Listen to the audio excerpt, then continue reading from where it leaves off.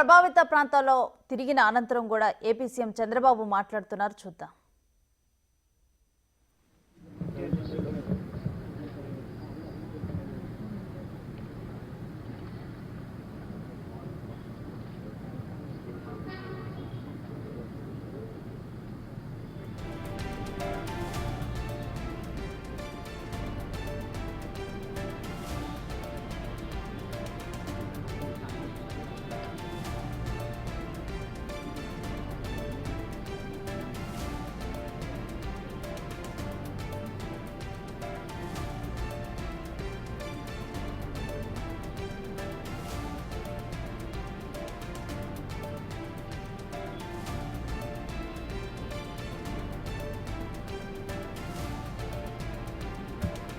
Okay, అందరికీ నమస్కారాలు. ఈరోజు రెండో రోజు.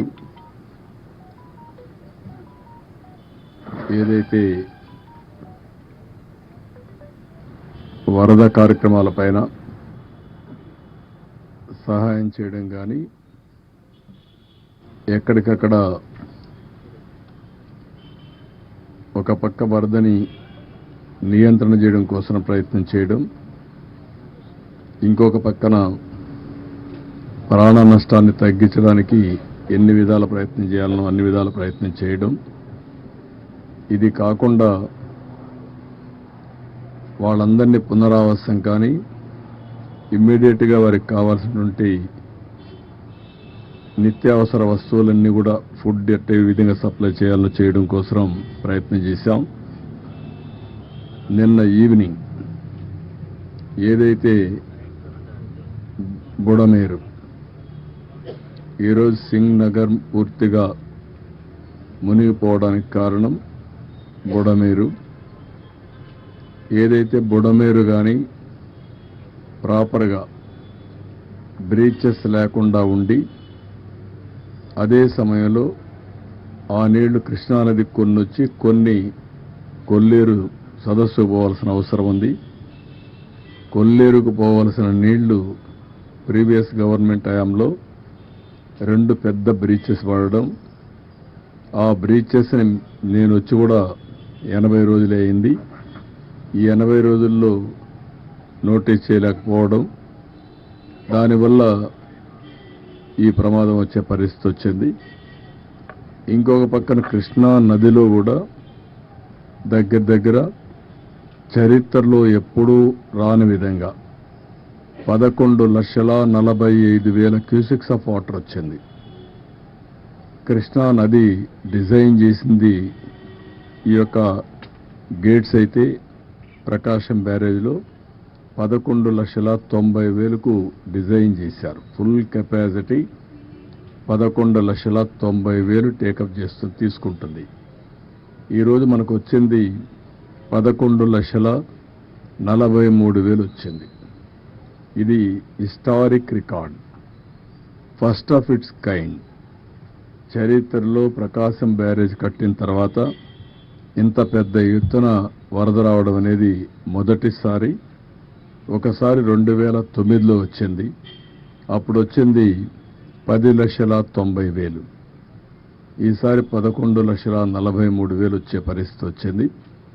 ఇది దానివల్ల కూడా మీరు ఒకసారి చూస్తే భవానీపురంలో ఏదైతే రోడ్డు క్రాస్ అయ్యి అక్కడి నుంచి స్వాతి థియేటర్ ఇవన్నీ కూడా ఆ ఏరియా సబ్మర్జ్ అయ్యే పరిస్థితి వచ్చింది.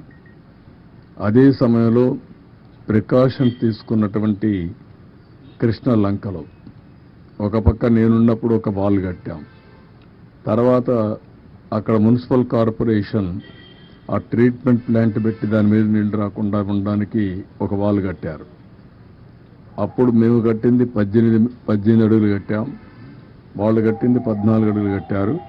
దాని పక్కన కొత్త గవర్నమెంట్ వచ్చినాక కట్టారు. ఏదైతే 14 అడుగులు కట్టారో ఆ 14 అడుగులు పొంగి కృష్ణా నుంచి నీళ్లన్నీ కూడా కృష్ణ లంకలోకి వచ్చే పరిస్థితికి వచ్చాయి. ఇది ఎప్పుడు కూడా ఊహించని పరిణామం. ఇంకొక పక్కన ఏదైతే ఈరోజు భవానీపురంలో స్వాతి థియేటర్ ద్వారా వచ్చే నీళ్లన్నీ మళ్ళీ ఆ నీళ్లని కూడా వ్యాంబే కాలనీకి ఇవన్నీ వచ్చేసి మొత్తం కలిసిపోయే పరిస్థితి వచ్చింది. ఇది ఏ విధంగా హ్యాండిల్ చేయాలనో అన్ని విధాల ప్రయత్నం చేశాం. కానీ ఈరోజు ఏదైతే వాటర్ రిసీడ్ అయిన తర్వాత కృష్ణా నుంచి అక్కడ భవానీపురంకి వచ్చే నీళ్లు తగ్గాయి, ఓవర్ఫ్లో తగ్గింది, అది కంట్రోల్ అయింది. కృష్ణా లంకలో కూడా కంట్రోల్ అయ్యే పరిస్థితి వచ్చింది. అయితే ఇంకా ఏదైతే ఇక్కడ ఉండే మనం సింగనగర్లో ఉండే ఇది మాత్రం ఇంకా నీళ్లున్నాయి. ఒక 1.5 అడుగులు తగ్గాయి. ముందు కంటే నిన్నటి కంటే కూడా అక్కడ కూడా కొద్దిగా తగ్గాయి. అయితే నిన్న సాయంత్రం నుంచి అన్ని విధాల ప్రయత్నం చేశాం. నేను వస్తానే ఇమ్మీడియట్గా కేంద్ర మంత్రికి కూడా ఫోన్ చేసి ఎన్డీఆర్ఎఫ్ను పంపించమన్నాం. వాళ్ళైతే ట్రైన్డ్గా ఉంటారు, బోట్లు వస్తాయి, మనుషులు వస్తారు, ట్రైన్డ్గా ఉంటారు కాబట్టి ఇమ్మీడియట్గా ఆపరేషన్ దిగ్గలుతారనే ఉద్దేశంతో వాళ్ళు రమ్మన్నాం. ఇప్పటికే నిన్నటికే చాలామంది వచ్చారు, ఈరోజు ఉదయానికి వచ్చారు, ఈరోజు కూడా కొంతమంది వస్తున్నారు. రేపు ఉదయానికి అంతా 30 టీములు, టీముకు 4 బోట్లు అంటే 120 బోట్స్తో రేపు ఆపరేషన్ చేసే పరిస్థితికి వచ్చారు. వీళ్ళు కాకుండా మన దగ్గర ఉండే ఫిషరీస్ డెవలప్మెంట్ కార్పొరేషన్లో ఉండే బోట్లు తీసుకున్నాం. అవి కూడా ఒక 30-40 బోట్ల పైన 40-50 దాకా తీసుకున్నాం. అవి కూడా ఆపరేషన్కి పెట్టాం.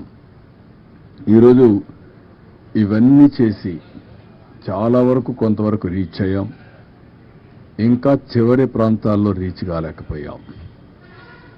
నాకు కూడా చాలా బాధ ఉంది. ఎందుకంటే ఎన్ని ప్రయత్నాలు చేసినా, ఎంత పుష్ చేసినా, అధికార యంత్రాంగాన్ని ఎంత మేమందరం కలిసి వర్కౌట్ చేసినా లాస్ట్ మైల్లో మేము ఫుడ్ సప్లై చేయలేకపోయాం. దానికి కారణం వచ్చిందంతా కూడా బిగినింగ్లో ఉండే వాళ్ళల్లో ఎమోషన్ రావడం, వాళ్ళకు కూడా అవసరం రావడం, అక్కడి నుంచి ఎక్కడికక్కడ వాళ్ళు ఫైట్ చేసి తీసుకునే పరిస్థితి రావడం, లాస్ట్ మైల్కి రీచ్ కాలేకపోవడం. ఎవరు పోయినా బిగినింగ్లో ఈ పక్క చేసుకుంటూ ఇటే రావడం జరిగింది. దీనివల్ల చాలా ఒక బాధ, మానవత్వానికి చాలా బాధేసే పరిస్థితి వస్తుంది. ఓసారి నిస్సహాయత, ఇంకొకసారి బాధ. ఎందుకంటే చాలామంది ఈరోజు చూస్తే చాలా ప్యాథటిక్ స్టోరీస్. నేను సాయంత్రం మళ్ళీ వెళ్ళాను. నేను 6-7 సార్లైనా వెళ్ళుంటాను. నేను సకల విధాల ప్రయత్నం చేస్తున్నా. ఎట్టి పరిస్థితుల్లో లాస్ట్ మైల్కి ఇవ్వాలనేది నా యొక్క ప్రగాఢమైనటువంటి ఆకాంక్ష. ఎట్టి పరిస్థితులు చేయాలనే దృఢ సంకల్పం. కానీ ఎన్ని చేసినా చేయలేకపోతే ఈరోజు నేను చూస్తే ఒకసారి చాలా బాధేస్తుంది. ఒక అతను 1 సంవత్సరం అబ్బాయి తీసుకొని వచ్చాడు.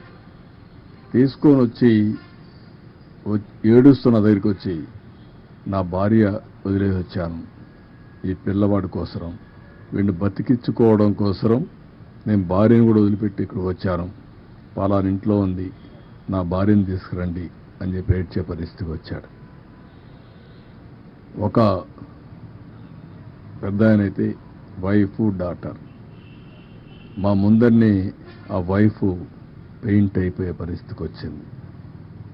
ఆవిడ్ని తీసుకురావడానికి సమస్యలు, ముసలివాళ్ళు నడవలేరు, బాగా వర్షపు నీళ్లు తడిచిపోయారు. తడిచిపోయిన తర్వాత బట్టలు కూడా లేవు, రోడ్డు మీద కూర్చునే పరిస్థితికి వచ్చారు. అవన్నీ చూసినప్పుడు ఎంత నిస్సహాయ స్థితిలో ఉన్నాం, ఎంత బాధాకరమైన పరిస్థితిలో ఉన్నాం అనే బాధ కలుగుతుంది. అందుకే ఈరోజు మళ్ళీ ఆలోచించాం. ఈరోజు స్పష్టంగా 32 డివిజన్లకి 32 సీనియర్ ఐఏఎస్ ఆఫీసర్లు పెట్టాను. అదే మరిగా 149 గ్రామ సచివాలయాలు కార్పొరేషన్లో ఉన్నాయి, 30 గ్రామ సచివాలయాలు రూరల్ ఏరియాలో ఉన్నాయి, 179 ఉన్నాయి. 179కి 179 మంది ఇన్ఛార్జెస్ పెట్టాం. ఒక గ్రూపు 2 సర్వీస్ కింద, ఐఏఎస్ కింద ముఖ్యమైన నాయకులు పెట్టాం. వీళ్ళకందరికీ ఒక బోట్ కానీ, ఒక వెహికల్ కానీ, ఎక్కడెక్కడ ఏమున్నాయో అవన్నీ అనలైజ్ చేశాం. ఉదాహరణ కొంతమంది నడిచిపోయే పరిస్థితి వస్తుంది. ఇప్పుడు బాగా వెసులుబాటు వచ్చింది కాబట్టి ఒక ట్రాక్టరో ఒక వ్యానో పెట్టుకొని ఫుడ్ పాకెట్స్ అన్ని డిస్ట్రిబ్యూట్ చేసే పరిస్థితి వస్తుంది. కొంతమంది బోటే కావాల్సి వస్తుంది, బోటు ద్వారా ఇవ్వాలి.